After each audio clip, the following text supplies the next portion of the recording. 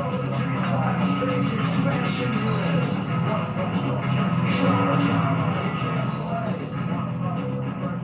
feel good today, Salva. We're gonna make some money. And you know what we're gonna do? We're gonna party, we're gonna get some pussy. I'm gonna fuck this bitch, I'm gonna fuck this bitch. I'll fuck anything that moves. What's going on, guys? Welcome back to Talking Movies. I'm your host, Alpha Nerd, and today I'm going to be talking about 1994's Clerks.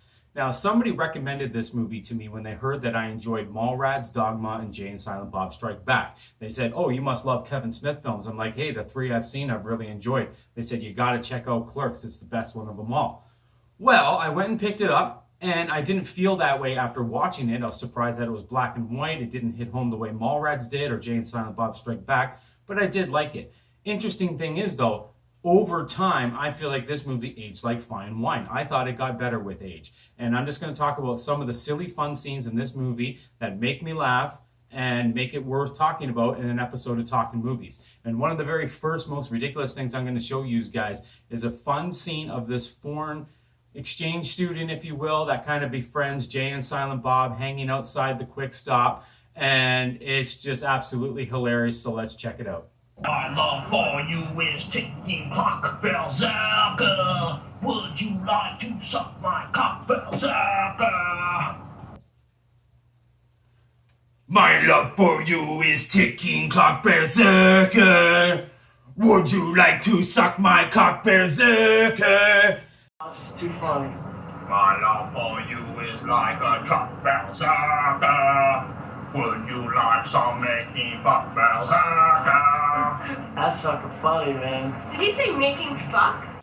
Honestly, this makes me laugh. Every time I think about it, it makes me laugh. This is something that is just so dumb, so stupid. What I like so much about this is that when I was in high school, and even in the workplace when I got a little bit older, you would always meet someone who was more or less fresh in the country, who didn't have a good grasp of the English language, who was cool enough to kind of fit in and still be a part of the cool crowd, but at the same time have poor English. This character kind of reminds me of that as he's trying to fit in with all the Jersey kids in this movie. His scene's very brief, but for me, very rememberable. Some other cool parts I want to talk about is, well, let's talk about the characters. First off, Randall and Dante. We're going to talk about Dante. Dante's basically the main character of the movie. He works in the Quick Stop in the variety store part, and he encounters a whole bunch of ridiculous, annoying customers throughout this movie. He's not even supposed to work today, as something he repeats like 5 or 6 or 7 times throughout this movie. It starts off with him falling out of the closet as if he's gotten home from a shift, working late, and then he gets called in to work the next morning.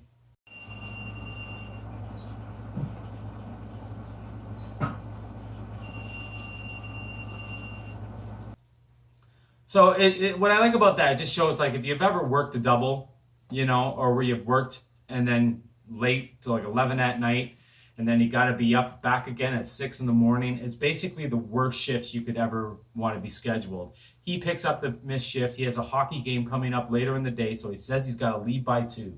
He doesn't get to leave by 2, but he does get to play his hockey game. Now, there are some fun people that show up throughout this movie, but what I want to talk about more is the girl he's currently dating. Now, this is a funny conversation that really made me laugh when watching this movie, and I'm definitely going to show it, because this is one of those conversations that you don't really want to have with a girl, and you almost always have that conversation. I've had it recently, and it's something you don't normally want to discuss, unless your number's low. So they're starting to talk about sexual partners. And he says 12, and she's kind of disgusted by that. And her answer is like 3. So let's just check it out. How many? Including you? It better be up to and including me. 12. You slept with 12 different girls. Including you? Yes. Ah, what'd you do that for? You're a pig! What'd you hit Do you me? know how many different men I've had sex with? Oh, do I get to hit you after you tell me? 3. 3? 3 including you. You only slept with 3 different people? I'm not the pig you. Okay, so it's a pretty funny scene, but what I like about it more is where it goes with this. After they talk about this, and she's all mad at him because he's been with 12 people and she's only been with like 2 or 3 or something, and he's kind of blown away by that, which I can kind of understand. A customer comes into the store and she recognizes him, and he's like, "How do you know him?" She goes, oh, well, we dated a little bit. We fooled around one time. And he goes, I thought you said you were only with this person, and that person. She goes, well, I was, but, you know, me and him did other things. And he's like, what? And that's when she explains that she just sucked him off. And that's when he gets really fixated. He's like, what are you talking about? You told me you're with only 3 people, but you sucked this guy off? How many people have you sucked off? So we're going to check out that scene because it's like pretty much one of my favorites. 37. I'm 37? Going to class. Oh my God. 37. My girlfriend sucked 37 dicks. In a row? So as she explains that she's like sucked off like 35, 36 dudes, he's livid. He's livid. He's absolutely pissed because, you know, he's only been with 12 girls and now he has to think about 36 other dicks being in his girlfriend's mouth. That's what this movie's so great, is that it doesn't shy away from talking about real life situations. Anyone who's dated, anyone who's actually dated, will know that these conversations come up and that's something that comes about. And if your number's high, sometimes you're going to be insecure to share that because you don't want to be judged for it. But in this case, she's very open and honest about it because her philosophy is that she's only slept with the people that she's cared about and loved. The other people that she fooled around with was just for a good time or whatever. That still doesn't sit well with him as they argue, and now probably one of my favorite little clips from the movie I gotta share. Hi, Dante. Hey, try not to suck any dick on the way to the parking lot. Hey, you, get back here. Okay, so that's just absolutely fantastic, is it not? Let's be serious. You know, she storms out of the store and he screams, try not to suck any dick on the way to the car. And that dude just walks right off. It's just like, you know, it's like music to his ears. What's this? This girl has a problem with sucking dick, and then he yells at him, hey, buddy, get back here. It's what makes this movie so great. There's many other scenes throughout this movie that I want to share. A couple in particular. One I'm going to get to right here and now.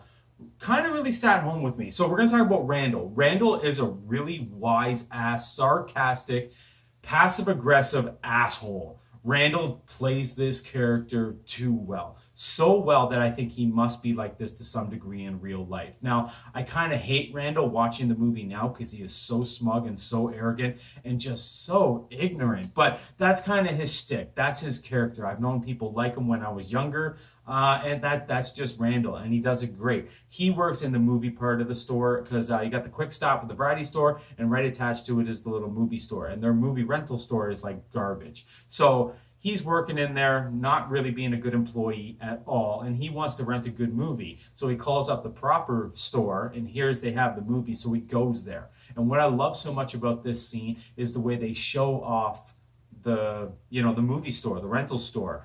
Now, what's amazing to me is that he looks at this store in awe because it's a good store. He works at a garbage store. But what hit home with me watching this in 2020 was looking back at the movie stores like Jumbo Video and even Blockbuster and Video 99 or whatever rental stores you guys had.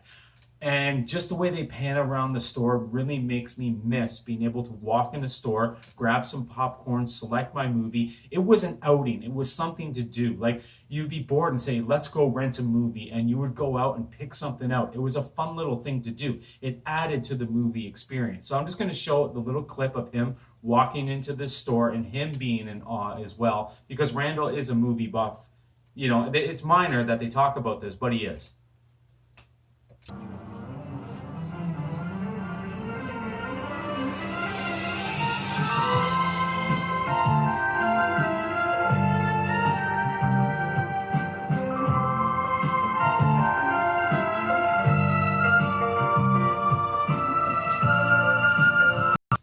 So yeah, I just wanted to share that because I honestly think a lot of people who remember going to rental stores like Blockbuster and Jumbo Video look back fondly on those days that will probably be forgotten. Like, I don't really see movie rental stores making a comeback unless they're in a really niche, you know, hipster kind of way, but I just really don't see it working out with streaming and downloading and DVDs costing almost nothing nowadays. It's never going to come back, but it'll be a memorable time for all of us to think of the movie store. And I guess more or less finally, I'm going to close with definitely the best scene in this whole movie. One thing I enjoy is overthinking just about anything, movies, video games, anything. and just having fun with it and letting your imagination run wild. Well, Randall has the best scene of all in this movie when they start talking about Star Wars. You got to go see this movie if you haven't. It's only about 90 minutes long, and it more or less flies by. The last 30 minutes drags a little bit, but the first hour of this movie is absolute gold. So Dante and Randall are standing there in the quick stop, and they're talking about Star Wars. And Randall says, you know, there was something about Return of the Jedi that never sat well with me. And Dante's like, all right, I'm yours. What is it? So I'm going to show you guys that clip. And it's 50 seconds long, so hopefully it doesn't make the video flag, but let's just check it out. I put my finger on it, but something just wasn't right. And you figured it out. The first Death Star was manned by the Imperial Army. The only people on board were the stormtroopers, dignitaries, Imperials. Basically. So when they blew it up, no problem. Evil's punished. And the second time around? The second time around, it wasn't even done being built yet. We're still under construction. So? So a construction job of that magnitude would require a hell of a lot more manpower than the Imperial Army had to offer. I'll bet they brought independent contractors in on that thing. Plumbers, aluminum siders, roofers. And not just Imperials, is that what you're getting at? Exactly. In order to get it built quickly and quietly, they'd hire anybody that could do the job. Think the average stormtrooper knows how to install a toilet main? All they know is killing in white uniforms. Alright, so they're bringing independent contractors. Why are you so upset at its destruction? All those innocent contractors brought in to do the job were killed. Casualties of a war they had nothing to do with. Okay, so yeah, that's absolutely fantastic, is it not? He starts talking about the fact that they're building the second Death Star, and it's in the process of being made. It's only like 45% completion in Return of the Jedi, maybe 60. And he's talking about how they'd have to get independent contractors to come in and work on this. So when they're blowing it up, they're killing civilians. They're killing people who have families at home that they're just trying to feed. That is the kind of overthinking that I absolutely love. Not because it's hilarious, because it's kind of true. When you stop and think about that the Imperial Army really didn't have that many people on hand to work when they have stormtroopers to support and pay, TIE pilots, the works. So they're definitely going to get other people to come in and work. The Imperial Army is an army. They're not construction workers. So they're going to need people to come in and build that. Something George Lucas obviously didn't think about for obvious reasons, but looking back, that kind of fucking stuff makes this movie shine to me. And that's the creativity that Kevin Smith had back in the 90s and the reason he became such a success. Now, his later movies, big thumbs down. Unfortunately, every time I hear about a new Kevin Smith movie, I always get kind of excited, but they're never very good. Zack and Miri Make a Porno was probably one of his better ones of his modern era, and really, in my opinion, it was pretty crappy. I know some of the younger people in the audience might enjoy that movie, and that's fantastic. There are some memorable scenes in that movie to me, but if you compare that to Mallrats, man, even Dogma, the original Jay and Silent Bob Strike Back, I'm intrigued to check out the sequel to Jay and Silent Bob, the one that came out last year. I hear it's really bad, and I'm not surprised. Sometimes there is lightning in a bottle with creativity. And in that time, Kevin Smith had that creativity. For whatever reason, it seemed to be gone from him and maybe gone forever. But movies like this will live on, a part of his legacy. And Clerks is definitely one of those memorable, awesome Kevin Smith movies. I strongly suggest that you check this movie out, because if you haven't, it's only 90 minutes long. It's really awesome. It's strange that it's black and white. It's got some other wicked funny scenes that I didn't even dive in and discuss. If you want to talk about some of your favorite scenes that I didn't mention, jump in the comments and let me know. Even if you like some of the scenes I talked about, jump in the comments and let me know. Until next time, guys, you keep it cool, you keep it classy, and always watch kick-ass movies. My love for you is ticking clock berserker. Would you like to suck my cock berserker? Thanks for watching, guys. Please, sing and watch, it's too funny. My love for you is like a cock berserker. Would you like some making fuck berserker? That's fucking funny, man. Did he say making fuck?